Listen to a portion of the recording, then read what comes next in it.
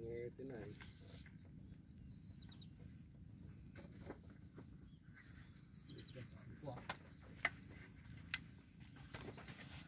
Ini. Pus na agad eh. Simple na mo ng pating dyan, pre. Huh? May pating dyan. Meron na, dagat siya rin. Sa libro meron. Sa palengke nga ng baler, may tindang pating eh. Sa libro nga meron eh.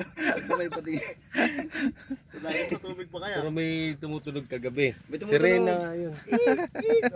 Halika na. Dolphin yun. Dolphin. Grabe ano. Anong oras yun? Ano kaya katatagto na nag-iisang tumayo dito. No? Last man standing to. Eh, daanan to ng bagyo. Diba? Kasiguran. Kasi okay lang naman daw kasi siya. Pine tree. Pine.